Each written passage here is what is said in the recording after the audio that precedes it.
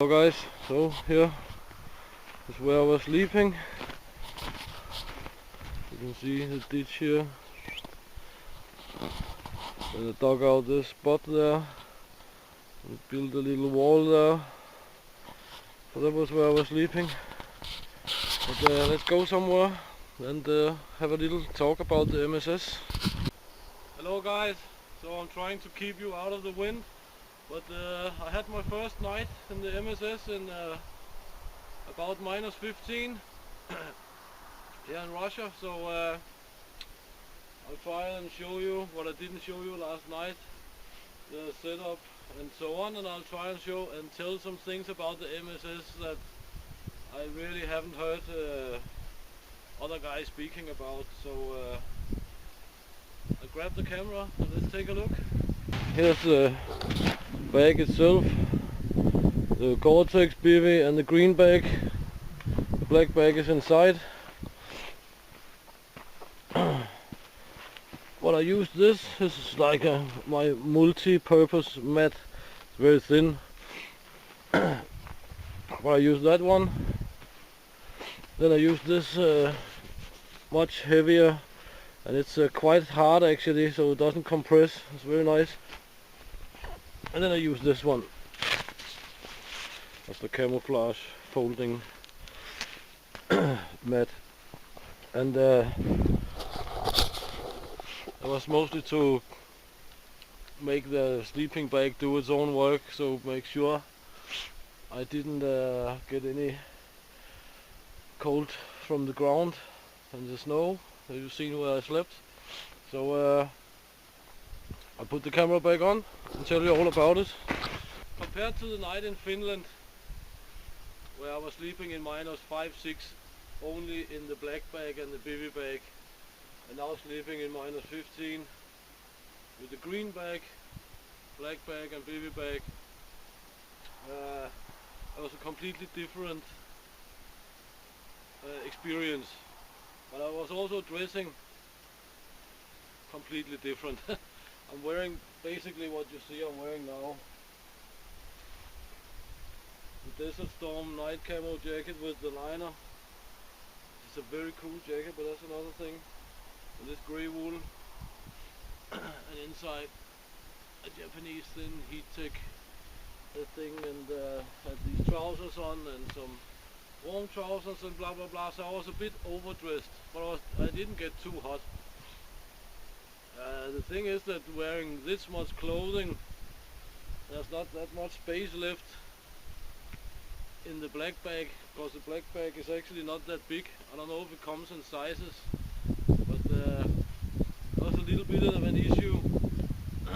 But it was not too bad. Anyway,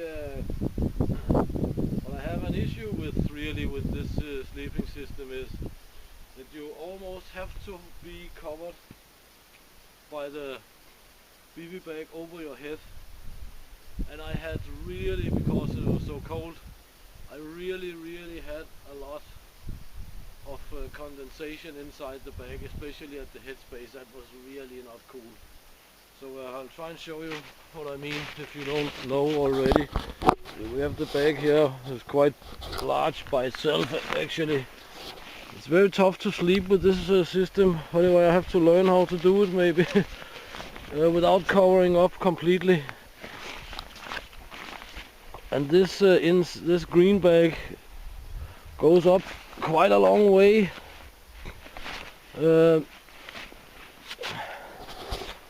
So that will also be affected a little bit on the condensation issues. The problem is that if you do not close this hood over you, cold air will rush into the bag, because you just get some cold air there.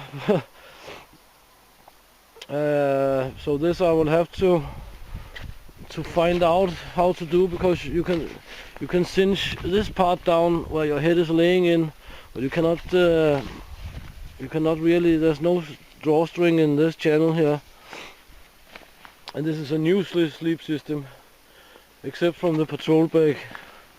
Everything was in the old NATO storage bags and all this stuff. So, well, maybe I just have to practice a little bit in daylight and so on how to use it.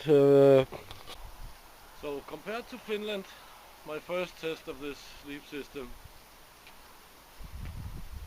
I have a lot more confidence in this sleep system now. But about minus 20 C would be around the limit for this sleep system. Because you have to wear a lot of clothes to keep warm in it. And it's of course made for that. You should remember it's a military sleep system. I was wearing what a soldier in an Arctic or very cold weather environment could be wearing, or something similar, of course.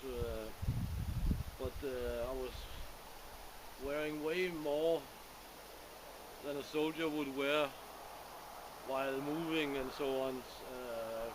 But you can of course always have some extra sleeping equipment in your bag and so on. But you have to be quite well dressed to sleep in this system in this temperatures, which is about minus 15 C. But I slept very well, except for the condensation in the bag that actually woke me up. Last time in Finland I was wearing a pair of Norwegian wool socks, but I was on a slope, so I was sliding down in the bag, and that's of course not so good. And sliding down in the bag, you compress the footwell, the foot space, and get cold feet. This time I was laying completely level, and I'm sure I didn't have to have these two heavy wool socks on. I'm sure I could have done with only one pair, even it was 3 times colder this time than last time. So the bag is of course very slippery inside, so sleeping on a slope, that should really be avoided at all times. My old sleeping bag is a little more rugged texture inside, so you will not slide down as easy as in this one. I was not prepared for that in Finland, but all in all I have lots more confidence in this sleep system now. And I think I could have done well just without the fleece or without the jacket, one of them anyway. I had a little too much clothing on, but I wanted to try and see how it was with really well dressed, and so I would like know the limit, because last time I was underdressed in minus 5, and that was definitely not good. But contrary to what many people say about this, I don't use the green bag. I mean, they would use a wool blanket inside on top of the black bag or something like this. I would rather carry a wool blanket also, if you like wool blankets, and then use the black bag, the green bag and the bivy bag, because even the green bag is not very heavy or thick, or what you can say. Then it makes a big difference to the sleeping system. This makes a big difference using this green patrol bag. So don't listen too much to this stuff if you're gonna sleep in temperatures like I am. Then you'll need the green bag for sure.